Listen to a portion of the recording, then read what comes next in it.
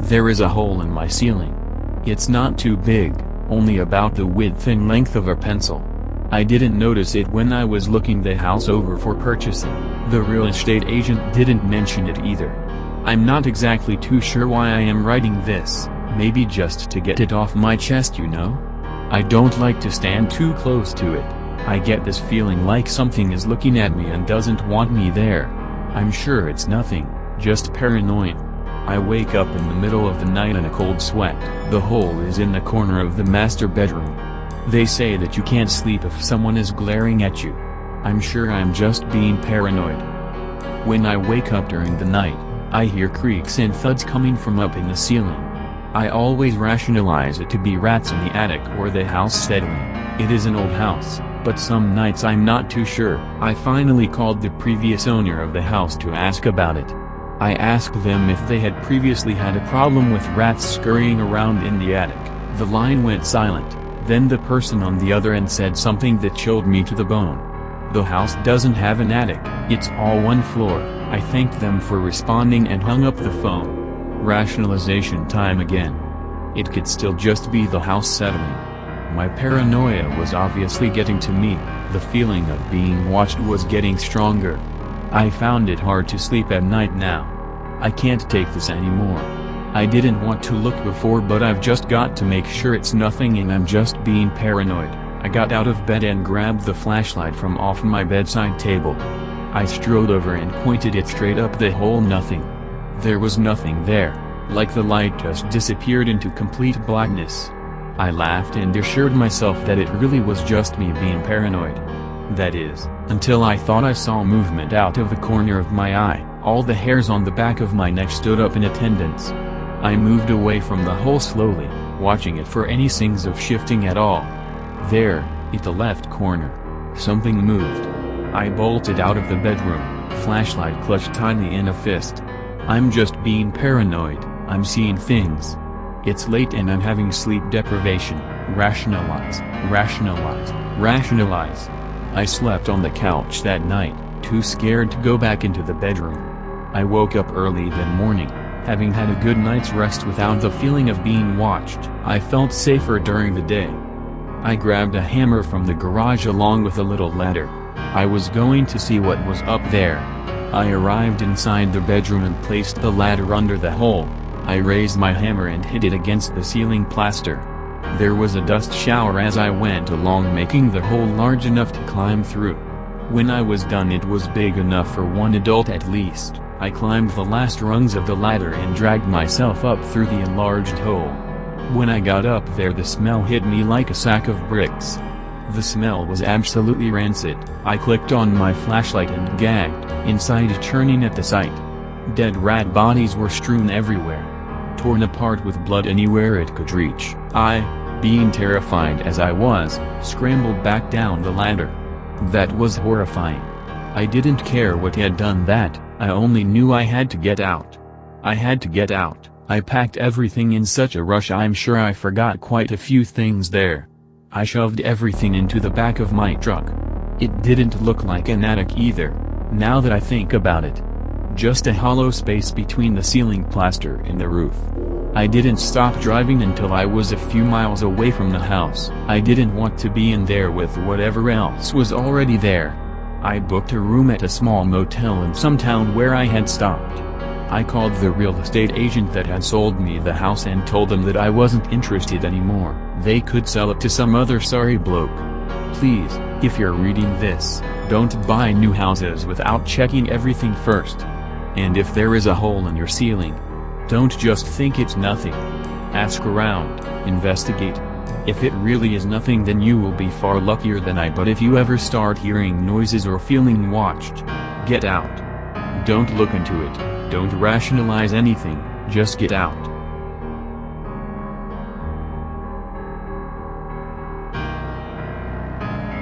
Have you ever had one of those moments? One of those times where it's so silent it almost seems unnatural. Those moments happen to me a lot. When these periods of silence happen, I get this weird feeling. It's hard to explain. It feels like the silence has a purpose, and someone or something is behind it. And that someone is waiting for something. waiting for you to break the silence. It was late at night when it happened.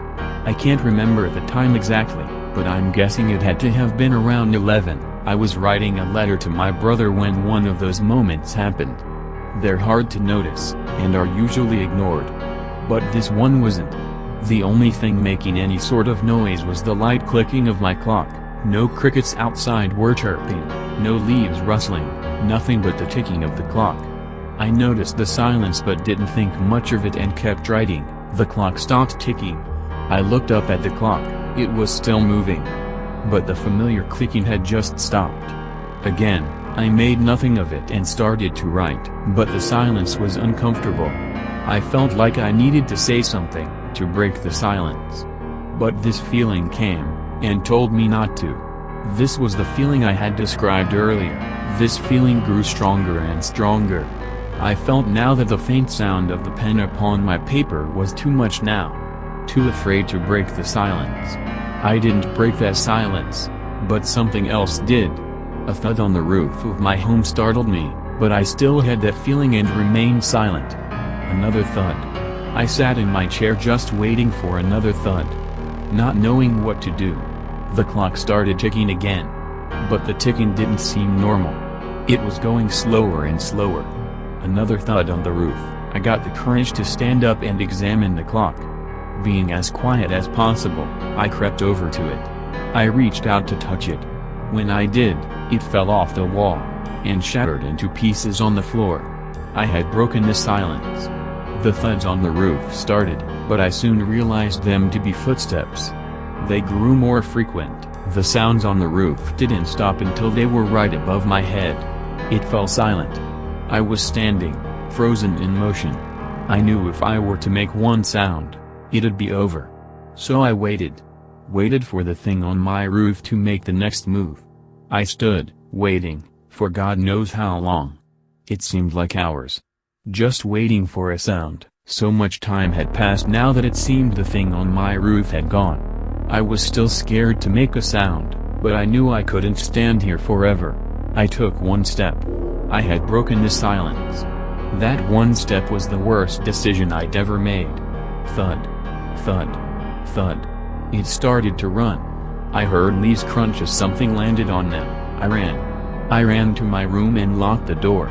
Being as quiet as I could, I prayed that it didn't hear me run to my room. Next to me, my phone was resting on my desk. I picked it up hastily and dialed 911. The volume was on max. The ringing of my phone filled the room. I had broken the silence. I heard a window break in the kitchen. I muted the phone, desperately trying to get a hold of someone. Footsteps came from outside my door. Then the clawing. The horrible scratching and banging on my door. I had to turn the volume on my phone to hear the caller. I turned it on one notch. "Hello? Hello, is anyone there?" said the operator. I whispered help into the speaker. I had broken the silence. And with that, the thing knocked the door down. I only remember its face. That face will never go away. It had leathery, green skin. I wanted to say it was human, but not one bit of it besides its overall shape looked at all human. It had no eyes. Where its eyes should have been were two empty voids. They seemed to be bodiless, going on and on forever. It had no teeth. But somehow its smile was even more creepy than if it were to have teeth. Dried blood covered its gums. It ran towards me and slashed my right arm with a sharp object. I'm guessing its nails. I let out a cry as the blood oozed down my arm. It slashed me across the stomach. I must have passed out from the blood loss then, for that is all I can remember. The police told me that they were sure I was dead when they found me, but somehow, I was kept alive. Maybe that thing meant to keep me alive. I woke up in a hospital bed a week later. I had no eyes, no teeth or a tongue, and several stitches crossed my stomach. The doctor told me that I had lost my liver and a kidney. I would have to live in the hospital now for a year or more, and I swear I can hear footsteps on the roof at night. I make sure never to make a sound. If you ever get that feeling, when those moments of silence happen, don't break the silence.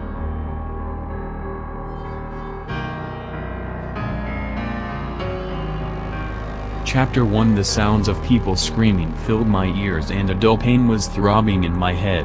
I realized I was lying on a cold, hard surface and I had a faint metallic taste in my mouth. I gave a splutter and opened my eyes. They felt like they were full of needles. I waited for my pain-filled eyes to focus as the swirls of colors around me began to form shapes which gradually became more and more detailed. The world lay on its side and I saw broken, half-demolished buildings weep fire and smoke. The sky was a dark shade of crimson. The sounds of screaming just wouldn't stop. But I couldn't see anyone that could be making the noises. The surface I was laying on turned out to be the remains of a road. The cracked tarmac beneath me was freezing. I peeled my face off the frigid ground and sat up. Every bone in my body ached and I found it very difficult to move around without a sharp pain jolting through me. I rubbed my throbbing head and groaned. A woman began wailing shrilly above the other screaming voices, but she stopped suddenly and her cries were replaced with a gurgling sound which also cut out and the other screams filled the void. I looked at the raging inferno that used to be Des Moines, the capital of Iowa, and stood mesmerized. How could this carnage have taken place in the few hours I had been asleep? I looked around me. I shuffled around 360 degrees on my ass. The entire city was completely destroyed. The buildings were in ruin. The mainframe of the high-rise apartment blocks and the office buildings were all crumbling. The windows were broken and fire spewed from them, looking at the air that had been tinted a foul gray. I remember the night before, everything was how it should have been. I recall giving my friend Rebecca a call in the evening to organize something at the weekend. We were going to go bowling. After that I went on my computer for a few hours and watched a horror movie before going to bed, a fact which I'm beginning to regret.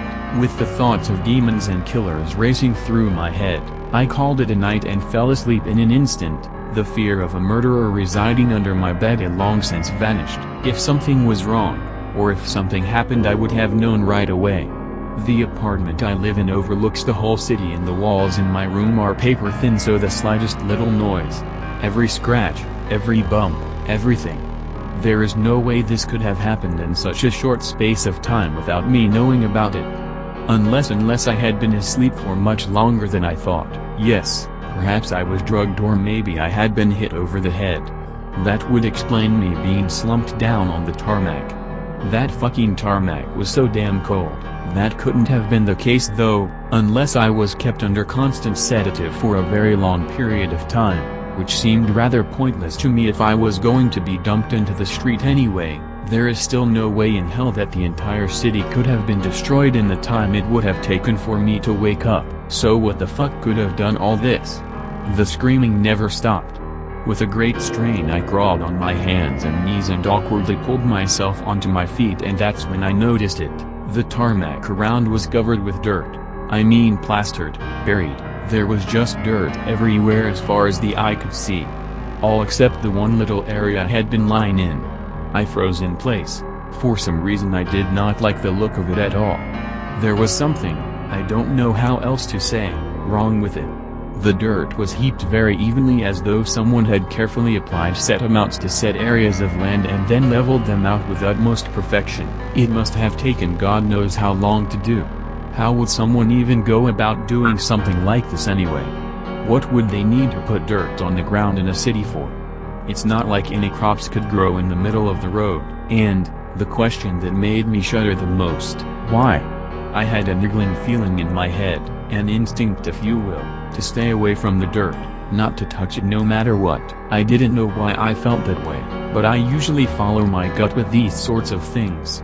I had no idea what I was going to do when I became hungry, felt the urge to sleep, required shelter in the event of a downpour or storm, or when I felt the need to urinate. I felt like not even my piss should be allowed to touch this cursed soil. But for the time being I decided to just stay in my little bald patch of tarmac and sit tight in the hope that someone might come staggering from the ruin looking for help. In my heart, however, I knew this just wasn't going to happen. I tried stretching my arms and legs in an attempt to relieve myself of the aching in my body, thinking that perhaps I was just hurting from the cold. Another high-pitched scream. What the hell could be making those sounds? There isn't a damn thing there. After about half an hour of pacing up and down my few feet of clean land, I began to feel a little better, but a new feeling which was just as bad as the aches and pains had replaced the old. It was an inescapable feeling of total dread, like something was about to come crashing ferociously from behind one of the ruined structures at any minute and tear me apart. The screams began to get to me. At every cry of anguish I whipped round in a fear-filled frenzy to try and identify where each one was coming from, each time to no avail. The dread within me grew and grew at every yell, every dull moan, and every screeching voice. I lost track of time, although it felt like an eternity, and I was sadly aware that I had developed a paranoid routine from which I could not break. Scream, jump, look around wildly, tense up nervously, relax, scream. I felt like screaming myself. I was beginning to cramp up from being tensed for so long. My fear spewed out of me in the form of frightened yelps, cold sweats and neck hairs that stood to attention profusely. It was at that point I made the mistake of glancing at my feet. I was ankle deep in the satanic dirt that surrounded the dead city. In my blind fear of the unknown, I must have stepped out of my holy ground without even realizing. It was cold and seethed beneath me. It crawled up my legs and squelched in my shoes, molesting my feet and corrupting them, denaturing my toes and seeping into the cracks in my skin.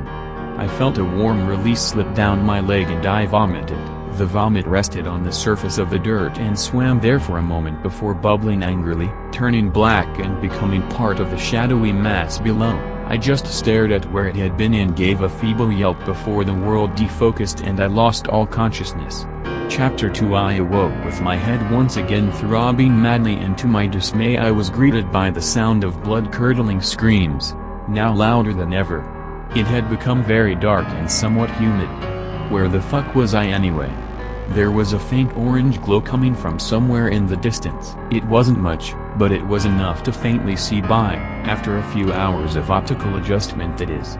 The glow illuminated what appeared to be some sort of vast underground bunker. The walls were shimmering with what I assumed to be water and the floor was covered with moss and fungal growths. There was a rank smell in the air and it reminded me of the basement below my mother's house. It smelled of damp. Aghi. Where is it coming from? I tried lifting my head up to look around and felt a sharp tug on my hair which sent a sharp pain through my head. Once again I tried looking up only to be greeted with the same tugging. I went to reach for my head to see if my hair had been caught in some of the dirt when I hit the ground or if some gruesome entity was holding it. But I quickly found my arms were also incapable of movement. I panicked and thrashed madly at whatever had me and found that my legs and upper torso were also held tight. The black haze before my eyes began to lift and I saw with hazy vision that I had been pinned down to some sort of rack on the wall with great leather straps. I flailed in another attempt to break my restraints, but the straps proved to be too thick. I may as well have been trying to break through a wall. Nevertheless, the little spark of hope in my mind told me that if I continued struggling after a while the restraints may begin to loosen, or maybe someone would hear me and find me. Do they ever fucking stop screaming? After what must have been the best part of 2 hours of non-stop wiggling in place I finally gave up. My limbs and torso were red and bloody from where the leather had dug into my skin and I felt a wave of despair hit me like a train and cried tears of terror and anger. The screams had become louder still and were more fearful. I heard the sound of someone crying hysterically and another voice was shouting out incoherent words and sentences. The only words I could make out were "never leave." I felt a dripping coming from above me and a faint sound had begun to ring over the sound of the screaming. It was unlike any sound I have ever heard before. The only way I could describe it was like the clang a hammer makes when striking an anvil, but it was alive. It sounded as if this hammer had a voice to it. Its clangs changing pitch rapidly as if something was communicating with something else in some ancient language. I prefer the screams. The screams have structure. The dripping above me persisted and I tried to crane my neck up to see what it was. I couldn't do it obviously, but after a while the steady dripping on my head began to infuriate, madden me. I had to see what was falling on my head. It was my goal for the next hour.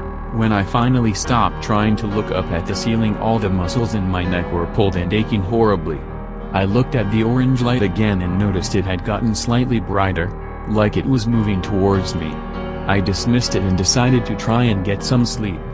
That sounded like a wonderful idea, so I shut my eyes and eventually fell into a very uneasy sleep.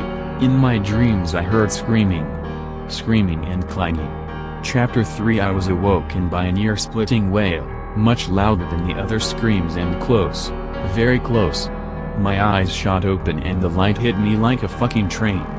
The orange light had become blindingly bright and I re-shut my eyes for a moment to allow them to once again adjust, this time to the light.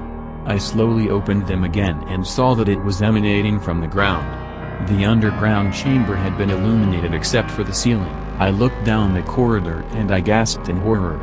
The whole bunker contained millions of mutilated people who were, like me, stuck fast to the walls. Their insides dangled before them swinging like pendulums in time to their writhing.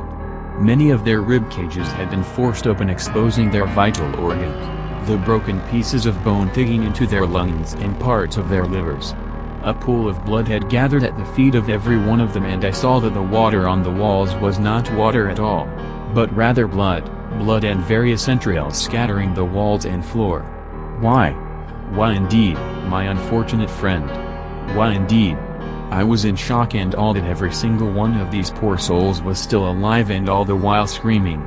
Their digestive tracts continued to work as normal, but they had turned black from a lack of oxygen and were spilling out of their bodies in a twisted knot as they shat themselves uncontrollably, their feces spilling out of their defiled anuses lathering their legs and feet. Their excrement was unusually viscous. These wasted bodies must have all been fed through some sort of drip, but I couldn't see any tubes or syringes. Maybe they were being force-fed. Either way it was disgusting. I gagged at how stretched their chewed-up limbs looked and how incomplete they were. And that's what I decided to call them, the incomplete. This slaughter chamber stretched for miles and I wondered to myself exactly how many people were here and how in the name of God they were all still alive. I figured they must have been administered regular shots of adrenaline and God knows how many other chemicals, but the fact that not a one had died was simply too much. I looked to my left and amongst all the incomplete, I saw someone who looked totally whole strapped to the wall like me. It became apparent that this was the person who woke me because she was giving choked screams in between great long sobs of panic-filled crying, way more audible than the others. I tried to call out to her to try and calm her down. I thought that the sight of a fellow being would give her a sense of some relief, but she was so scared and distraught that she didn't hear me. The orange light burned behind my eyes and imprinted itself onto my retinas. It began to shimmer and distort before me and I noticed a large black mass gathering before the poor girl. It was as if all the shadows that were being cast in the bunker were being manipulated by some unseen force and being made to group in front of this terrified young woman. The dark figure that was materializing seemed to slowly suck all of the light out of the chamber the more it grew. As this malevolent black specter rose to about 10 feet, broken-looking, distorted limbs started sprouting from it. They were long and seemed sharp even though this shadow had no details as of then, just perfect blackness. Finally the shadow man stopped growing and began to shimmer, not with light but with some kind of supernatural energy. It's hard to describe but it was as if something inside of this, whatever this dark creature was, started to pulse and throb as if trying to force its way out. The incomplete had become eerily quiet and a look of primal terror had come over each and every one of their faces. They knew what this thing was and they were afraid of it. Chapter 4 The glow that had once completely lit the entire place had now been completely absorbed by the shadow being and I was once again plunged into darkness. The silence rung in my ears with a static buzz and I tensed in apprehension as to what would happen next. Then after some time, my vision once again returned to me as light refilled this palace of torture. This time however, the light was radiating from this thing that had finally come into complete existence. It was as if every form of light and shadow around us had been focused into this being and had somehow been fused into one enormous dark light. I know that sounds impossible, but that's just what it was, dark light. It continued to pulse with its demonic power and I cringed at its outward appearance. Behind the dark light that it cast was a hideous body. Its bones, if that's what they even were, had been forced out of its skin at the spine, shoulders and elbows and jutted out at uneven angles. Dark blood dripped off the tips and landed with a little splash on the ground. It hunched over as if in pain, and I noticed that it didn't have any hands. That sharp quality to its upper limbs I mentioned earlier, the reason for that was because it didn't have any real upper limbs. Where they should have been were large cracked pieces of bone that extended out and formed sharp points at the end. They were also throbbing, but not in time with the rest of this thing's body. It was as if they were in control of themselves. What I mean is, they looked almost sentient. Its face was contorted into a sick and twisted grin that stretched all the way across to its jaw, revealing a set of very wicked, very sharp-looking teeth that had been chipped and broken in places. There was blood staining every one. A pair of jagged horns stuck out from its head at weird angles, and there were giant splits all over them. Some of them ran from the base all the way to the very tip. It slowly dragged itself closer to where the girl was anchored. Walking isn't the right word. Its deformed legs were sliding spastically across the ground, and it practically had to fight with them to stay upright. Once it became within touching distance of the girl, it gave an enormous bellow, and the girl screamed with fear and began throwing her weight around again, trying to break free. The creature before her then began moving with extreme speed, and soon it became only a blur before me. The girl's screams became spluttered gagging sounds, similar to the one I heard on the surface, and her eyes rolled back into her head, exposing the whites of her eyes. I watched in awe and disgust as blood began frothing from her mouth and as her abdomen was ripped open, her organs receiving the same treatment as the incompletes. She gargled and hacked for ages as this being went to its demented work, moving with increasing speed. Pieces of flesh flew all over the place from her tattered body, and her stomach was somehow being filled before my eyes, making gurgling sounds that rose in pitch the more that was poured in. I threw up all over my chest. It was just too much. I looked away until the gargling stopped, but a part of me wanted to turn back around, and I had to focus with all my might to stop myself. When the girl finally stopped making sounds, I looked back and almost threw up again. Her stomach was filled with her own flesh and bones. I could see parts of kidney, liver, pancreas and gallbladder all floating around from the semi-translucent exterior of the stomach as it churned and rumbled. I saw her insides being mixed with her stomach acid, and she moaned in pain and exhaustion from the loss of blood. Her stomach looked like it was going to burst. The rest of her digestive system had already turned black. I had no idea why though. Perhaps it was some strange side effect of the demon coming into contact with them. Who knows? The twisted creature had gone now, and the light had returned to the chamber. The incomplete were screaming again, but the girl remained silent, just lolling her head from side to side. She had a look of disbelief on her face as she stared at her own organs hanging down, just barely touching the floor. I can only imagine. I suddenly felt extremely worried. In fact, I was going fucking crazy. I began breathing faster and faster, and I kept asking myself what was going to happen to me. Would I suffer the same fate as the girl? How painful would it be? How long would I stay alive? Would it be forever? I tried to calm myself down and control my breathing, but I couldn't. I just couldn't. I drew in a deep breath, focused my vocal cords, and began mimicking the incomplete. I screamed.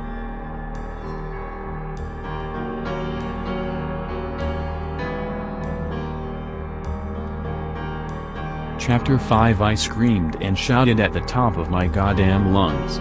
I got out all my frustration, confusion and pure terror out of my system by shouting the house down. I screamed until my throat was sore and my voice was hoarse. When I finally decided I had vented all that was to be vented, I became quiet once more and decided that with nothing else to do I should just go back to sleep. There was no real way of telling how much time had passed here anyway. The lighting never changed much and the screaming never ever stopped. I thought I had been here for a few hours, but in actual fact I could have been here for a few days, or maybe even a week. It was hard to sleep with the incomplete yelling all the time, but not impossible. So I closed my eyes and drifted into another uneasy sleep. I dreamed again, this time of the mutated, pulsating aberration that had disemboweled that poor young girl. It was just standing there a few feet away, snarling. Great globs of drool and blood hung from the sides of its wide grinning mouth. And that steady dripping sound filled my head, reverbing all around me, never ceasing. It dragged itself slowly towards me, making long scraping sounds as it moved that made my teeth chatter and grind. I wanted to run, but I found myself rooted to the spot, and I understood why. I wasn't out of fear, like when someone gets so frightened that they physically cannot move. Nothing like that. It was that even in my dreams, even in my fucking subconscious, I was still strapped to the wall. I moved towards me, making those horrific scraping noises until it was face to face with me. I felt its stank breath on my face, and it sprayed some of its bloody spit all over me as it breathed. I reached out to touch me with those long, disfigured appendages. I awoke in a cold sweat, tears streaming down my face. I shook myself back into reality and told myself that things would all get better in time. I may yet be able to find a way out of this insane place. In my heart I felt that there was no true way of escaping my loathsome fate, not even in my dreams. After my senses tuned themselves back into the real world, what was left of it anyway, I felt a wave of powerful confusion wash over me. The lights illuminating the chamber had once again gone out, and I was plunged into pitch blackness. There was no noise in the slightest. I held my breath. The demonic shadow creature was returning. It was almost exactly like last time, except the lights had already been extinguished. Perhaps this one was different, one of the Shadow Man's many esteemed colleagues perhaps. I waited in suspense. My mouth was dry. I could taste the air around me, and it was most foul. I wondered who was receiving the monster's treatment this time.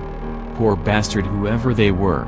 Then it happened. The faint ominous glow appeared in the middle of the room. The glow began to throb and swirl as great strings of colors danced in front of my eyes in great ring, black and white, blue and green, yellow and violet. They all contorted into one another, forming shapes that I didn't even know existed. It was beautiful. I found it hard to believe that such wonderful art could originate from such an evil being. Not long now.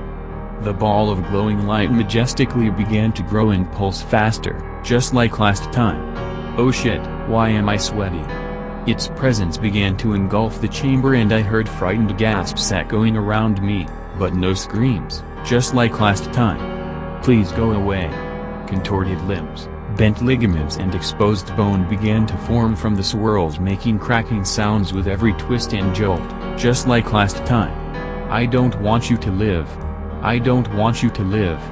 The light emanating off it suddenly gave way to every gruesome detail of this thing's mangled body, just like last time. It existed once more. It straightened up and raised its head towards the ceiling, taking great sharp inhales while cocking its head back and forth. It was trying to catch the scent of something. After a little more sniffing around, it apparently found what it wanted and stopped. It relaxed and exhaled deeply, and then it turned to face me, exposing its long, sharp teeth. They were still parted in that permanent grin. I understood perfectly. Oh no. Oh no. Oh Christ almighty. No. It took a few lunges towards me, hobbling in that pathetic little dragging way like the previous creature. Not all too dissimilar from its cousin, it continued towards me, making scratching sounds with its hooves as it moved. It made my teeth grind and sent cold shivers through my whole body. It made a growling noise in short bursts. It sounded like it was a form of demented chuckling. Please, just go away. Pick someone else. It chuckled to itself sadistically some more and came closer towards me. I could feel its damp breath on me now. It smelled of rotten flesh. Oh God. For the love of God, someone help me. Bite the Bullet sponsored links. You may play this game for 1 minute and see why everyone is addicted. Delta Wars. Then the creature stopped and stared at me, with a look of malice in its blood-filled eyes. It opened its mouth and spoke. I didn't even think it was capable of speech, human speech that is. It had a voice that sounded like grinding metal. It pulled itself right up to my left ear and I recoiled in disgust, trying to pull away. God can't help you now. It growled. A blob of warm saliva from the thing's mouth landed on my shoulder. What do you mean? I asked, trying to stall for time so that I could postpone my bloody fate. It seems useless and almost childish now, but this was when that fucking thing was practically touching my nose and salivating all over me. The creature took a single step, shuffle, backwards and let out a low-pitched sigh. "You should know by now that God hates you, fuck you fuck you. I'm not a bad person," I screamed in its face and spat in its eye. I was trying to make it stop giving that loathsome grin, but it merely grinned wider, wiped the spit out of its eyes and proceeded to ingest it. A flicker of twisted pleasure shined in the creature's dark, cold eyes and it breathed out with a shudder. This monstrosity seemed to actually enjoy having me spit on it. It was as though my act of hostility seemed to drive the soulless creature to, oh Christ, I don't even want to say it, orgasm. I was revolted. I tried to give a little gag of disgust, but no sound came. It was like a foreign object had gotten stuck in the back of my throat that prevented me from making any sound. It weighed me down, it sucked all the energy from my body. The demonic entity stood for a while unmoving and then it jolted towards me again, its blood-spattered face touching mine. "Ah, what fun you will be." It gave a heaving chuckle. It took one of its great blades that extended from its body and lightly punctured my skin below my ribs. I gasped as a sharp pain bolted through me. "I'm going to take my time." Chapter 6. I began sobbing loudly and the creature laughed in my face as it twisted its bone shards around my abdomen. I felt flesh tear and could feel one of my ribs beginning to protest under the pressure. I tensed up my whole body, trying to block out the pain by focusing on keeping my muscles as constricted as possible, but it was no use. I heard a sudden crack and screamed. The pain was drowning me. There was a little shimmering halo around my field of vision. I could feel my head pounding. I could feel my heart drumming mercilessly in my ears, but most of all I could feel the splinters of broken bone digging themselves into my flesh. The creature's grin was so wide now that it looked like a long curved scar that stretched across its entire face. Still grinning, it fondled my lungs, which caused me to gasp and choke. At this point I was beginning to seriously wonder why I had not yet died. No man on the face of this earth could endure such brutal torture. With each sharp inhale of air I made, the creature gave a moan of delight. It was sickening. Then without warning, it brought its deformed appendages down on either side of my exposed ribcage and broke them all at once. It was just like how a karate master chopped through layers of concrete, and let me tell you, I knew how it felt to be those slabs of concrete then. I felt the upper half of my body give way and elongate as my heart and lungs fell out of my body and hung loosely before me. I could see my heart beating rapidly in front of my eyes. The creature took a moment to take in my suffering and cocked its head, studying my reactions. I was now mimicking the incomplete perfectly, screaming my fucking head off. When it was done appreciating its handiwork, it shoved its sharp bones into my body again, slightly below my ribcage. I could feel my organs churning and flopping around, now down being shredded to bits by its massive arms. It paused for a moment and made a twisting motion, like it was cranking a lever, and I felt a rush of warm liquid travel up my throat and spew out of my mouth. At this point I had grown accustomed to throwing up, until I glanced at what was my chest and saw it covered in fresh blood coupled with big blobs of saliva. I gasped a lungful of air and felt a sharp pain as my exposed lungs jabbed into a shard of bone from my former ribcage. I saw my intestines tumble out of my abdomen and heard the warm squelching slap they made as they hit the ground. Parts of them were still dangling out of me. Words cannot describe the feeling. The creature took another pause, breathing heavily, no doubt having another euphoric experience over my mutilation, and then it just sighed and walked away. Was it over? The last part of me that was still sane held on to the possibility that it was. I relaxed and felt the warm liquids drip down my chest. I was becoming very aware of the fact that my organs were becoming very dry and produced a great deal of friction every time I drew breath. Every time it happened I wanted to vomit. The stuff on the ceiling was still plopping onto my head. I didn't care. Although what followed next makes me wish I did. It might have prepared me a little for my fate. I think I slept some more because I remember being hit hard across the face and glancing blurrily around to see the ungodly thing sneering at me, a finger's length away from my face. Beside it was an enormous mound of that hideous dirt.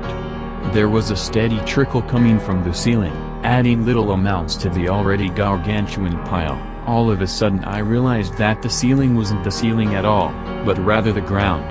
I was underneath the fucking city and the blasphemous stuff was leaking down into my prison. I had a chilling feeling that the stuff may even have been sentient. Before I could ponder on this for a second longer, the creature stuffed its bony claws into the dirt. It hissed and fizzed as great heaps of it were picked up. It seemed to cause discomfort to the demon being because I could see that its leer had been replaced with a look of endurance. The reason for the creature's pain became clear when I looked again at the dirt in its great arms. The little remaining flesh was being stripped off of its bones, steaming as it fell away. The creature held its dirt-filled bones out towards me, forcing me to breathe the dirt in. The smell was vaguely like a cross between fermented onions and a dying animal. I gagged, and that brought the smile back on the creature's face. I tried to plead with the thing to stop what it was doing, whimpering and sniveling as it reached into the hole in my stomach and deposited the dirt within me. As soon as the deathly shit was placed, I felt the vastest feeling of depression, anger, fear, loathing and hatred I have ever felt in my entire life. My eyes rolled in their sockets as chemicals in my body shot around in every direction. Memories of my deepest, darkest secrets came flooding back to me. Events that left me feeling empty, cold and bitter all suddenly were relived. Every cuss, mean-spirited and spiteful thing, every dirty thought, every injury, and every ill-hearted thing directed towards me was reawakened and amplified. They saturated my head. I felt like I was about to explode with negativity. Between all the flashes of images and sounds of suffering, I could hear the creature laughing and could feel more great handfuls being thrust into my body, the memories intensifying with every heap. Throughout the entire thing, I was screaming. Once all the dirt had been stuffed into me, replacing my organs, the memories of every sick feeling in my life were pounding in my head so hard and so fast that I couldn't feel anything else. It was all that remained. I had no choice but to watch as I was shown every bleak, disgusting aspect of everything I ever experienced. And I screamed. Watch and scream. Watch and scream. Watch and scream. To whoever finds this, take it as a word of warning, because I now realize what all this is. This is my eternity, this is everyone's eternity. It has been every single person's fate, every person's reason and indeed every person's very purpose since the day they were born to face this torment. I understand that I was dead from the start. How I died I still don't know, but I know it was before all this, and I also understand what the dirt is now. It is sin. It is our sin. And our destiny is to face it, to face every sin we ever committed until the end of time, over and over and over again. My only advice to you is this: be good to your fellow man and try to avoid confrontation whenever possible. Who knows, it might just soften the blow.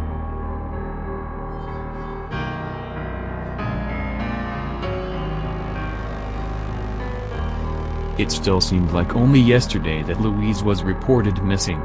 Even after 5 years. 5 years ago to the day, in fact. June is always the worst month of the year for me, more so on this day, June 17th. This is the day that I lost her. My best friend. My partner in crime. My better half. Vanished without a trace. Everyone knew she and I were pals for life. We grew up together, since kindergarten filled us with the joy of playing house and learning our ABCs. Our friends knew we were inseparable, and our parents always loved having us over to stay nights and weekends. We were both mischievous, though, and had to be busted out of trouble numerous times. My next-door neighbor, an old destitute by the name of Baxter Hesterfield, or Old Boxtered as we nicknamed him, couldn't stand us. He despised children in general, but it seemed he had a special place in his hatred for us. It might have had something to do with us lighting firecrackers one hot Independence Day and hurling them over the fence and into his backyard, or perhaps it was fueled from the endless rolls of toilet paper we used on his house and front lawn during Hallows Eve in our sophomore year. Whatever the case, or whomever the target, most of our neighbors automatically suspected the two of us were behind it. I'm not going to say we were behind every nefarious prank that happened on our cul-de-sac, but she reveled in being known as the troublemaker. I wasn't too keen on the idea, but I had to admit, it was always so goddamn fun with her. These were the good days. Even when at our worst, I felt we had it best. We were invincible, unstoppable, and inseparable. She was always the schemer, and I was always there to lend a helping hand. We made plans to take over the world, or at least run away to the middle of nowhere, start a cult, and rob weak-minded individuals of their money by convincing them to worship a tree or something. Had I known my time with her would have been cut short, I would have cherished it a lot more than I did. We never appreciate things until we have to live without them. I just never thought it would be her that I would have to move on without. It hasn't always been easy, these past 5 years. She vanished without a trace at the end of junior year, and I just wanted to give up then. Days turned into weeks, months. I had to graduate without my best friend. In college. I'm lucky if I can get through a night of studying without some small memory making it impossible to concentrate. I wonder how she would react if she knew I was studying psychology. She loved studying nutcases, as she called them, and wanted to know more about psychological disorders and indoctrination, help with the cult ideas, she claimed. My interest was always English, but it just felt right to switch. She deserved this more than I did. The hardest part, however, is coming home every summer. My folks are more than happy to give me a place to stay during the hot summer months of the South. I repay them by helping out around the house, like moving the lawn and cleaning out the attic. It's the least I could do. They were my rock through the whole ordeal, even before then, when I found out. Why couldn't she have gone away later in the summer? Why did she have to disappear so early? We had plans for that summer. We had saved up money for, well, guess it doesn't really matter at this point. Plans were cut short after her sudden disappearance. I put all of that money into funding search parties, providing food and water, funding a headquarters, flyers, social media posts, the whole 9 yards. Her parents always cried on camera, but it never felt fake. There was genuine love and a need to have Louise back in their arms, to know she was safe, but most of all, alive. Then the money ran out. It only took a few months. We hadn't saved up that much, but the coalition to find her had been very lenient on costs. Her parents were thankful for all of my monetary and emotional support. They were proud of me, to have such a strong head on my shoulders and a calm demeanor throughout the whole ordeal. I would only smile and give them my arms to cradle into and my shoulder to cry on. Inside, I was not calm at all. Inside, I was a twisted, tormented mix of emotions. My best friend was gone. I knew it in my own heart that she was not coming back. She was lost forever. She was dead. She was a beautiful girl, full of life and potential. She was ready to take on the world and make it her bitch. Her long, brown hair glistened in the light of day while her light blue eyes shined in the darkest of night. She had the figure of a model, but not the skin and bones, anorexic kind. The figure of a real woman that knew she was sexy and wasn't afraid to admit it. She could have all the guys in her corner, swooning over her and her perfect form. Her killer smile shone like a flashlight, with her gleaming white teeth and that fire engine red lipstick she wore to school every single day. She was sexy. I felt sexier just standing next to her. How she ever thought of me as her friend blows my mind to this day. She could have had anyone as her posse, or the whole of the school in her pocket. Instead, she chose me as her confidant. Just a small town girl forced to move to the suburbs of a big city when her dad found a better job. Forcing a young girl to adapt to new surroundings at such a young age was damning. Had I not found her during activity time all those years ago, handing me a few blocks and asking me to help her build her castle fit for a queen and a princess. I'm just a normal girl. I'm just Carla. I had looks, believe me. I was just as stunning as Louise. In fact, I looked rather similar to her. The same color hair, the same figure, even our eyes almost looked identical. She would often say that mine were only just a shade darker, but unless you were close enough to kiss me, no one would notice. She only knew that because she kissed me once. We laughed after that. We were perfect together. How I longed to see her in school, or stay with her during the weekends. Any holiday, I had to visit her and her family, or she and her family visit me and mine. Oftentimes, even our own parents had trouble telling the two of us apart. It's like we were meant to be twins from birth. We deserved to be together forever. At least, I thought so. Then she fell in love. In love with a man. Just some idiot in his senior year with a broad chin and muscles for days. She fell hard for him, and all I could do was watch, smile and pretend to be happy for her.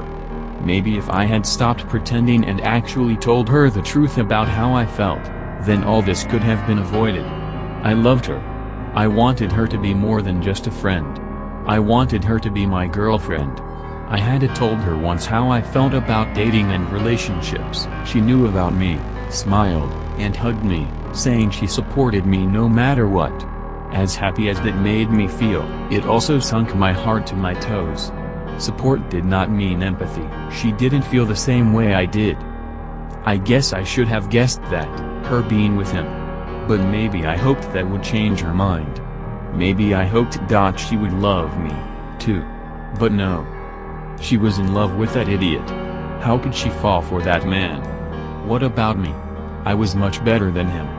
He couldn't treat her like I could. How could we be together forever when she was head over heels for this man? We were supposed to conquer the world. We were supposed to always stand side by side through thick and thin. She was going to go away and I would never have her to myself again. Damn that Jimmy. Why did he have to be so charming? He should have just stayed away from her. He should have just stayed away from her. We'd still be together if he wasn't such a big fool. It was easy to get rid of him afterwards. After all, Louise had no love for him, only Carla did. With her best friend gone, though, Carla couldn't possibly love Jimmy. No, she would be too traumatized from the loss of Louise. Half of her has been missing for 5 years. All she can do is live on without her. Every brush of her hair, every blink of an eye, every glimpse in the mirror. A small, insignificant reminder of her. Every time I look in that mirror, I only see Carla. It's rather easy, given our similarities. It's only when I get up close to kiss her, the reflection in the mirror, that I'm reminded of that one small difference that separated us.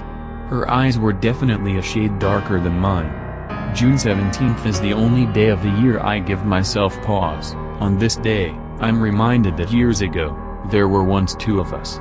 Two young women ready to conquer the world. She and I were queens, empresses, and badasses. It was on Gloria's 10th birthday that she first heard the most beautiful sound in her life. She remembered the pealing of church bells at her Aunt Kathy's wedding. She recalled the sweet songs her mother would sing to her. She remembered an opera she'd heard at the age of 8, an experience that had transfixed her, but none of them meant anything anymore. This, only this, was the most beautiful thing in the world. It stirred every part of her. She felt an unstoppable mix of fear, of sadness, hope and glory, all stirred into one powerful, twisting, evolving, torturous feeling. When the song ended, Gloria was speechless. The organist, too, sat motionless for a while, before turning around and looking at Gloria with wild, passionate eyes. "There you are. Coming down the stairs." Gloria's mother grabbed her daughter's hand. "I was worried sick." The organist spoke, surely and slowly. "I am sorry. Your daughter must have heard me practicing and wandered in." "Oh, it's fine." A pause. She seemed uneasy. "I should be going." Gloria's mother tried taking her away, but the girl struggled with all her might. She needed to hear more. "Gloria." Her mother pulled her, and Gloria's teeth sank down, hard. 5 years passed. The scars on her arm had healed, but the memory was still festering in Gloria's head. "The opera," she said. "Take me back to the opera. Every birthday, every Christmas." It became an obsession, a compulsion. All she truly cared about was hearing it again. Her mother was hesitant to bring her back. Sometimes she would lie awake at night, remembering the look in her daughter's eyes. Of fear, of fury. She was like an addict. Gloria was okay most of the time. She'd go weeks without mentioning it. But one little thing could re-trigger the obsession, and she'd pore over books and search tirelessly to find out what she had heard. Mary had asked her daughter countless times what she heard, but all she could get was painted in broad strokes. This really pretty music. Like singing. But from a big piano years went by, and she searched and searched for better words. An entire orchestra, in one voice. This haunting melody, overlapping itself over and over in a quilt of sound and feeling. Out of exhaustion and a dash of morbid curiosity, Mary made the choice. For her 15th birthday, Gloria received the one gift she pined for years. They watched the opera. A beautiful performance, in Mary's eyes, but Gloria saw nothing but noise and flare. After, Gloria split from her mother. She sifted through the crowd, and got behind the stage. Down the hallway, to the door that had led her down to the most beautiful thing in her world. It wasn't there. Where the door had been, there was solid brick. She knocked on it. Solid. The paint was as old as the rest of the wall, peeling a bit and yellowed at the edges. Tears streamed down her face, shocked at the disappointment. Defeated, she started to walk back to her mother. But she bumped into someone. It was the organist. Or was it? Her face looked different, but it was the same woman, the same fiery eyes that burned through her soul 5 years ago. But her face. Completely different. "Are you alright?" the organist asked, a young voice. Her face was barely 25 years old. The first night, she must have been at least 70. Was it Gloria's young eyes, distorting the adults? Nostalgia's haze? She opened up right away. Everything came gushing out, the organ, the years of waiting, the obsessing. How she wanted to hear it again. And to hear it again. Where was it? The organist looked on in fascination and confusion. "My girl, I am afraid I have no idea what you're talking about. I've never heard of such a thing." Horror consumed Gloria. She couldn't get a single word out. It was then that Mary found her daughter, once more. She didn't recognize the organist, who looked nothing like the woman in the basement so long ago. Gloria sat up in her bed, the tears rolling down her cheeks and splashing down onto her soft blankets. It was almost 5 hours later that she found the note. On it were some words, and a number. "Tell me about the organ," followed by a number. She called it at night. She used every word she could, but none came close to describing it. "I can make it," the voice said, after a long pause. Gloria's heart began to race. This was all she'd ever needed. "But you'll have to show me how it sounds." "What?" This was impossible. Nothing came close. "Your voice. You have to recreate the sound somehow. It's the only way." "But The call ended. She called, every now and then, but the number was always out of service. When she learned to drive, Gloria would visit the place every once in a while, to see if the woman was there. Or if the room came back, or if there were a single shred of evidence that what she heard that night were real. She also studied a lot. She pored over music libraries, over online databases, she asked professionals, she traveled when she could. But more than anything else, she sang. Her parents paid for lessons. She sang in the choir, performed in front of audiences as a solo singer. It became her entire life. She got into the country's top performance arts school. There, she could spend all of her time perfecting her voice, emulating this sound that moved her in a way beyond compare. She studied under the greats. After tragedy struck her, Michelle Godovia, one of Gloria's greatest role models, took her on as a pupil. Gloria was lauded as one of the greatest singers in the world. She performed in the operas as the prima donna. She studied the organ, mastered it, in the words of her listeners. But none of it came even a little bit close. A few times, in the crowd, she thought she spotted the organist, in the audience, on the street, in the corner of the bar. Different ages every time, from the woman in her 30s to one in her 50s.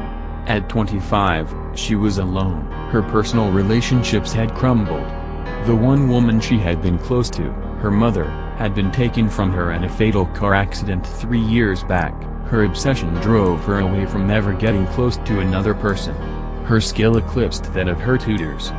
But the organ. God, how its music haunted her dreams. It taunted her constantly. She heard a note or two, in the screeching of the brakes on a subway rail or the singing of a bird. She heard a chord of it on the radio one day, only to find that it was her own voice playing in a radio special. The crushing reminder brought her to tears once more. She thought about ending it a few times. She knew she'd never recreate the sound. So why live any longer? But it passed, and she moved on every time. This time hurt more than before, though. So she did the unthinkable. She dug up the note from the lockbox upstairs. She put the number into her phone and prayed. Gloria? She went into the phone. The organist, the organist. She finally responded. I can't do it. I'm sorry. I can't sing like the organ. You will. Confidence, but distant with a tinge of sadness. It's your destiny, but first, you must feel more. You must feel everything. She traveled a lot. Went to clubs. She drank, she danced. Lights and sound and sex. The drugs consumed her for years at a time. She killed a man, once. He grabbed her outside a club, and Gloria responded with a swift kick to the shins. The man buckled over, and she drew a slender blade from her purse. She had to do it. She had to know what it felt like to slide the dagger across his neck, to feel the hot blood as it ran down her hand. Aliases, a few gallons of hair dye, a new country and a new home. She broke countless hearts, and broke her own even more regularly. She saw the organist. Here and there. She never made contact, but she kept singing. She sang and sang and sang and sang, but still everything she made was just a little bit off. Her voice was perfect, but the organ was beyond perfect. It had little cracks in its sound where the entirety of human nature could slip through and whisper to you. Hers did not. It was her 43rd birthday when she saw the organist the next time. She got a call, and flew home right away to meet with her. The woman was in her mid-40s. Gloria had half a mind to kill the organist, to end it there, but she knew that this woman was her only chance at hearing the music one more time. So she sat, and heard the woman's story. Time doesn't treat me the same way it treats you. My life, from your perspective, is completely out of order. When I first met you, you were already a woman. Gloria shuddered, involuntarily. She'd seen too much to think the woman was lying. This was the truth. But I have been working, tirelessly, on this instrument. The blueprints are incredible.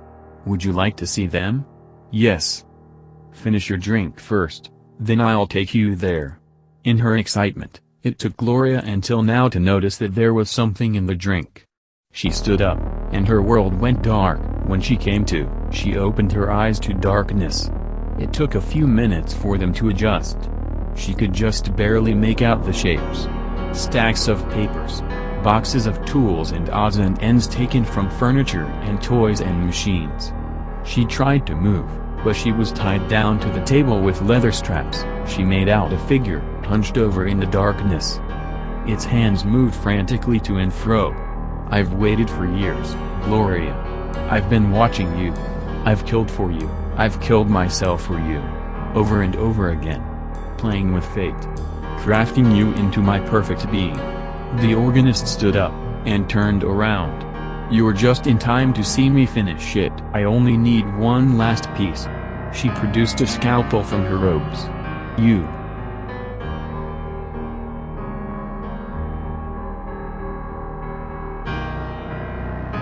He smiles at me. I wake up with a start and look around me. I reach to my left for the light on my nightstand to illuminate the room and put my nightmares to rest. My hand drags along the ground, hard and unforgiving. My heart jumps in my throat and begins beating 1,000 beats a second.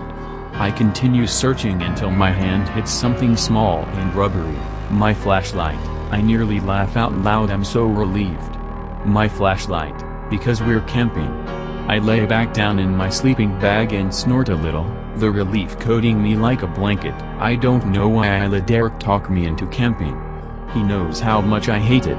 I hate the mosquitoes, constantly buzzing around my head no matter how much I swat at them. I hate eating food half-cooked over a fire we spent an hour trying to light. I hate sleeping on the cold ground and waking up with a back so stiff you could iron clothes on it. Derek loves it, and I love him. So once again, for the 5th year in a row, I find myself out here 1 week out of the summer. 1 week out of the summer wasn't really so bad, right? A healthy compromise. I roll over in my bag to look over at Derek. He always sleeps well when we're camping, barely moves at all, almost like he's dead. I reach over to wrap an arm around him. My hand scrapes against the ground again. I sit up, my hair brushing against the roof of our two-person tent. He's not here, and my heart is back in my throat. I fumble for my flashlight and turn it on to confirm he's gone. It occurs to me it's a stupid thing to do. We barely fit in here together. There's no way he could move himself far away enough from me that he could hide. His sleeping bag is neatly folded back at the top, his shoes are missing from the entrance of the tent. I grab my shoes from the front and slide them on. Pink Skechers, caked with mud to an almost brown. With my flashlight in hand I reach for the entrance of the tent. The flap is half open, enough to slip through if you crouch. I do so, my footing off on the nylon floor. For some reason the noise the zipper would make seems out of the question. I poke my head through into the night air, then bumble my way through with the rest of my body, surely looking more like a drunk baby gazelle than an adult human. My foot hits the damp ground and for a second I think I might be able to maintain my balance. Then the world tumbles out beneath me like the dirt was a rug that had been pulled. My head throbs and for a second I consider laying there forever. It seems like a justifiable reaction to such a situation. I snort a little again, thinking of how I must look, covered in mud from the day's rain, in a twisted pile, half on our tent. I didn't want Derek to see me like that. Slowly I pull myself up. My head throbs again as a trickle of blood runs down the side of my face. Great, what a lovely thing to have happened during such a lovely camping trip. What was I going to tell Derek? I got scared while you were out for a piss, so I went looking for you and tripped on the tent? I held the sleeve of my shirt up to my head to catch the blood and began to turn around to go back inside. I could probably get it cleaned up before he got back. I hear the bushes rustle to my left. Derek walking back to our campsite, clomping in his needlessly large hiking boots. I woke up and you were gone, I say in his direction. Thought I'd go looking for you but I hit my head. There's no reply as the clomping gets closer. Derek? I say, shining the flashlight in his direction. I shine it on the ground for a moment to light his path, realizing he might be struggling in the dark. The light catches on the undergrowth and does nothing to help him. Why didn't you take your flashlight? I say, pointing my flashlight back up. My body turns cold as I look upon the man walking toward me. Derek? I manage to say again, even though I know it's not him. My voice is shaky and barely comes out the back of my throat. The man takes another step towards me and is caught in the light completely. He's a man in the way that he has all the same features a human man should. He's standing on 2 feet, and has all the required limbs and appendages, but they're not right. He stands slumped forwards, his center of balance shifted wrong. His left leg is twisted at an angle that shouldn't be able to bear weight, part of his chest is flayed open, 3 white ribs sticking out where his pec muscle should be. As he takes another step forward I realize he's leading himself with his shoulders. His steps are like a dance, his body slowly gyrating in a rhythm I can't hear. The man stops again and looks at me. His gaze is so deep, but at the same time so empty. Slowly he opens his mouth. I'd like to leave now. The words are deep and scratchy, sounding like a recording from a cheap recorder from 30 years ago. I stare at him. I should run, I tell myself. No, I need to run. My feet refuse to move, forgetting wholly how to work. I'd like to leave now, he says again as he smiles at me, a grin that takes up his entire mouth, but not his eyes. I hear a whimper escape my lips as he dances forward another step. He's close to me now, close enough that I could reach out and touch him, close enough that he could reach out and touch me. A smell washes over me like a wave. A mixture of rot, meat and vegetation, like a compost container unemptied for months. For the first time I notice a maggot crawling out the corner of his eye and across the skin of his cheek.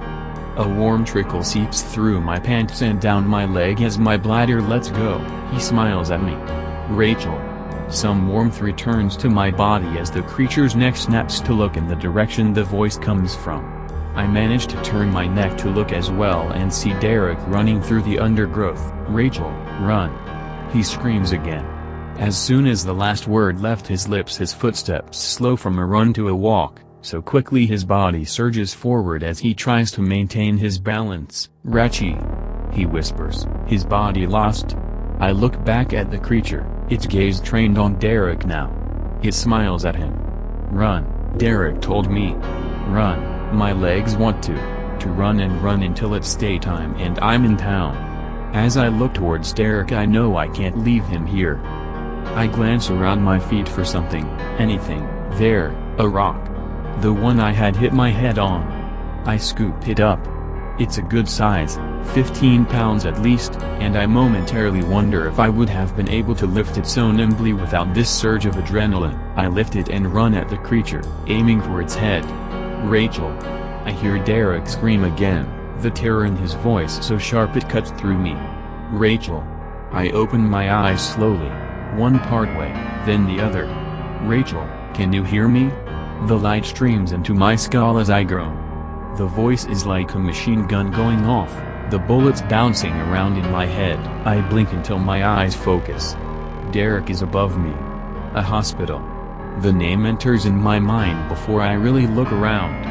The white ceiling, white walls, and pristine bedding give it away before I even ask, "What?" I get out. My voice is rough, my throat dry and scratchy. I try to sit up, and find Derek's hand on my chest. "Shhh, careful. You hit your head really hard. You have a concussion."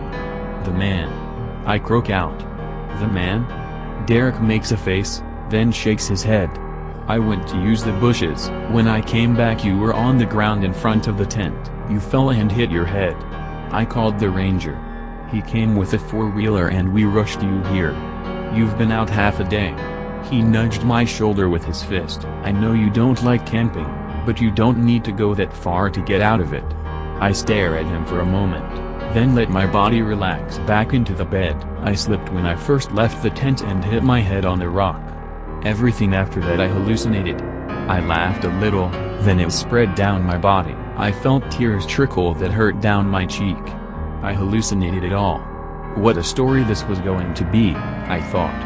Derek laughed a little, an uneasy laugh one makes when they're not really sure what to do in the situation they've been thrown in. "It's alright. We'll be able to go home soon," he says. I try to nod but give up and just settle with looking over at him. "I'd like to leave now," he says. My stomach knots. "What?" I whisper. "I'd like to leave now," he says as he smiles at me.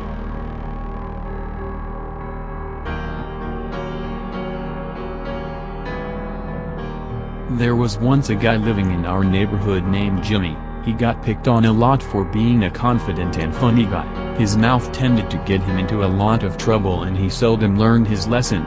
He was just very content with who he was and refused to change it. When people asked him why he let them wail on him for his blunt comedy and wisecracks, he'd smirk and say, "Honesty is the best policy, at least they're not hiding anything from me and neither am I from them."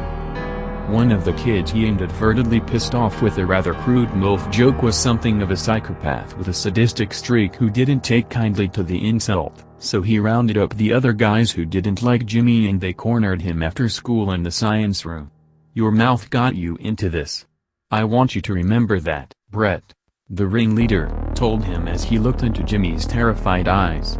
They grabbed some formic acid stored in the lab and threw it in his face. They stood around watching him scream in agony as it ate through his flesh before sniggering and running out, pretending to be concerned and wanting help for him. When the paramedics arrived and were attending to Jimmy, who was no longer able to scream, the principal asked the boys if they knew what happened. Their leader Brett explained they were walking past when they saw Jimmy skulking around the lab room. By the time they got in there, he was already in that state. The other members joined in and backed Brett up with other fake details as Jimmy tried to protest in silent agony.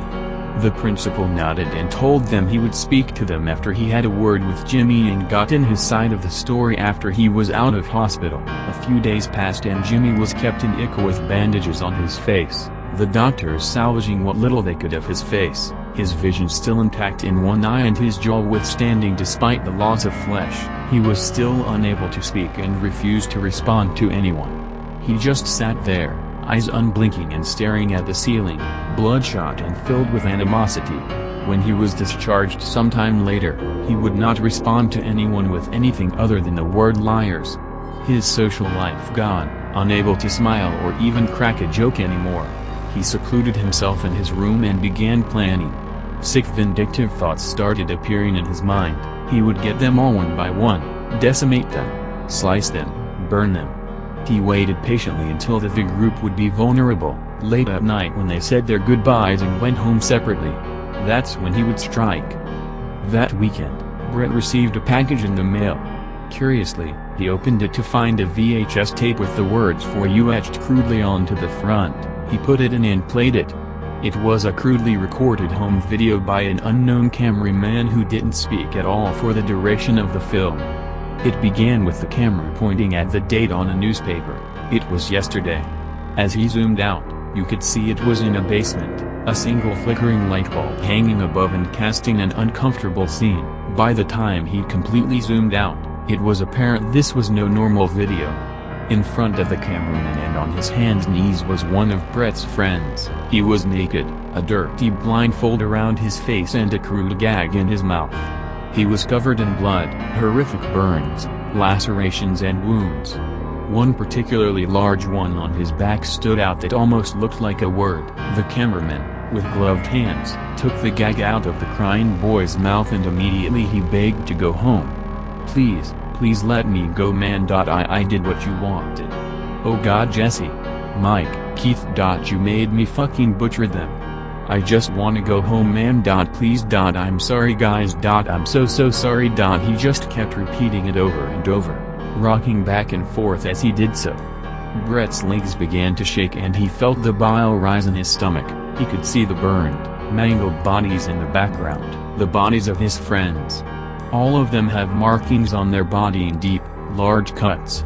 The cameraman reached out for the boy's chin and lifted it up, encouraging him to stand. He did so obediently as he was slowly led to a door off-screen, whimpering. Brett can see what's been cut into his friend's back now. It's the word liar. The camera cuts out temporarily. When it restarts again, they're no longer inside. They're instead out in the cold snow on the outskirts of the woods, and it doesn't appear to be the original man holding the camera anymore. It's Brett's friend. He's whimpering and shivering as he holds the camera in one place for 30 seconds, pointing at some trees in the distance, hearing footsteps draw ever nearer. Where are you, man? You said I could go, man. You said I could go. The boy is screaming and crying, frightened out of his mind as the sound of crunching snow draws nearer from seemingly every angle. It stops. He turns around to see the mangled face of Jimmy. A horrifying howl blares through the speakers and the word liars appears before the tape abruptly stops. Brett feels faint and darts to lock the front door, knowing what was coming. As he turns to run for it, he immediately hits something and falls backwards. The last thing he ever hears is liars as acid runs down his face and begins to slowly eat away at his flesh. The last thing he ever sees is Jimmy's face, contorting into a sick, twisted smile. Credit to Advisor Post Views 10,217. Please wait.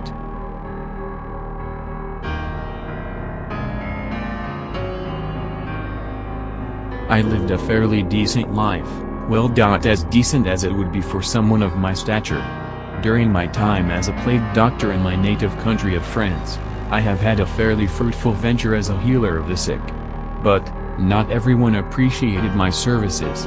As much as my venture as a healer was fruitful, especially after having been only a fruit trader before, there was always the critic. Those few people ever questioned my methods never thought beyond the simple expenses I charged. I did not always charge money for my services, but the purse of the city was only willing to provide me with a certain amount of coin for my services. And unlike the other deceitful and outlandish plague doctors who serviced other cities and towns, I took great pride in protecting the people from disease. Of course, I deserved money for my services. Not only did I help to isolate the sick from the healthy, but I helped to heal those with wounds and people who were rotting before my own eyes. My elixir was the only one that actually showed signs of healing anyone. It was my own blend of oregano, garlic, and honey, and as for the open rotting flesh of the soon-to-be deceased, I used a mix of concentrated liquor and garlic. The pain from the ethanol healed their wounds, and my blend of honey, garlic, and oregano helped to soothe and heal those who had fallen ill to sickness. Most readers who will find my document will wonder why an esteemed doctor such as myself would be revealing my secrets at all. Well, the matter is that there is not much time left for me. It started 3 days ago, as I was making my rounds throughout Paris, and I was on house calls to aid in healing those who had fallen with the most terrible of diseases, the Black Death. I readied myself from my small home within the city, prepared the elixir I would keep within my mask to prevent contact with foul air, and I readied my remedies and equipment to go about my day. I made sure to re-examine the cases that were messaged to me in my mail. I first went to the home of an elderly couple. I wanted to simply skip them because they had lived a fulfilling life already. But they insisted that they would fill more coins in my purse, so I complied. I made a visit to their small home, and I examined the wife who was ill and in her bed. "Is there any hope for my wife, doctor?" I fed her a dose of my elixir and rubbed the concentrated liquor on the bumps that emerged upon her skin. Her husband was a bit abrasive about the pain that his wife was experiencing. "Why are you harming my wife? Unhand her." He forced my hands off of my patient. My patient. She may have been his wife, but she would not remain his wife for long unless I treated her for her illness. "Sir, your wife is terribly ill, and although my elixir may be painful, but it is proven to heal. How does your witchcraft heal anyone, you false healer?" I was about to reply to this foolish shoemaker when his wife spoke to stop the argument. "My husband, please. I am doing better." It was these words that she croaked that gave the man some hope. He stopped holding my hand and holding his wife's, Mary. He hugged the old hag so hard that he almost killed her himself. "I thought I had lost you. I will be fine, Charlie. The doctor has helped me, let us pay him." He looked at me with a face of slight contempt and resistance, but after a moment's thought, he went into his house to retrieve some fresh coins to pay me with. I was very pleased, to say the least. "Thank you, doctor. I admit to my doubts about you, but it is quite apparent that your elixirs do work." He handed me the coins and he released a sigh of relief. She has not spoken in several days. I was afraid that I would lose her to the sickness. To note this part of my story is absolutely important to explaining my predicament. My elixirs do not work in every case, as is with mine. I thanked the shoemaker and his wife for the coin, and I left to my next call. I was heralded to go and date a young woman who would be baking under normal conditions. However, she had fallen ill to the sickness, and it was my job to take her case. I normally would request more coin as I am the most successful plague doctor in Paris. However, she was a beautiful young woman, and her death would be quite the loss. So I immediately went to her home and performed the same treatment on her as I did on the old shoemaker's wife. Her father did not offer any coin, but for her case, I did not demand any. I even had a surplus of elixir for my final case of the day. However, I wasn't quite expecting any peculiar circumstances for my final case of the day. I made my way to the final house. The description of this man's case was rather vague in details. However, he offered the coin amount that the city of Paris would pay for 3 full moons. I could not afford to miss this man's case. Nor could I avoid accepting his coin. I arrived at his home as quickly as I could, but I was not prepared for what I witnessed as I arrived at the house. I rang the bell outside of his home. His home was rather large for an average citizen. I assumed that he was a wealthy trader, so I had believed that it would take him some time to arrive at the door. However, when I called for him as I knocked on the front door to his home, the door opened, and I was revealed to a horror upon the walls of his home. There was blood splattered across the walls of the foyer of the house, and furniture was sprawled across the floor. I proceeded slowly into the house and called out to him in hopes of gaining an answer. After a few moments of no response, I began my walk through the household in search of my patient, and my payment. The traces of blood led far into the house into a large bedroom. I made my way down towards the back of the house. And that's when I saw it. The door to the room was open, and as I proceed in, I was met with a pile of bodies of other plague doctors laid out in one corner of the room. I took notice when I saw a man with one of the masks breathing heavily and another plague doctor was next to him. I had assumed that he was near death, but that's when I saw it. He pulled out a knife and drove it deep into his wrist, sliding the blade down the length of his forearm, and then leaped with great speed and drove it straight into my side. He took me by surprise, and my legs reacted before the rest of my body had a chance to. They struck him in his face, and he fell back against the wall, weak and barely able to breathe. I was still in shock at his actions, and by the feeling I began to experience. Gadzooks! What have you done to me, you vile pig? His voice was raspy through the mask, but sounded deep and continues to ring in my mind. You plague doctors only bring death. You do not bring life. He was heaving heavily now. He was near death. I ripped out the blade and took aim at his head, but his voice stopped me. You sardine doctors are absolutely pathetic. No one was willing to stand above your authority, so I called upon the powers of dark magic to invoke the Black Death upon anyone who comes to aid you. I wanted to drive the blade into his head again, but his voice heaved once more and stopped me. And it was in that moment that he revealed how doomed we all were. I received this curse from the vermin of Paris. This curse comes from an agent beyond air and God. I summoned it from the pits of hell to wreak havoc upon plague doctors like you. However, I did not anticipate that the curse would affect me as well. I now realize that not only is Paris doomed, but all of Europe is doomed as well. You have until nightfall to stop my spell, but you will not succeed. We are both doomed to be tortured in hell. But at least, I dragged you sardine demons down with me. And with that, his chest finally stopped moving. I dropped the blade in fear and dread. I ran frantically out of the house and ran faster than when I was a young boy to my home to examine my wounds.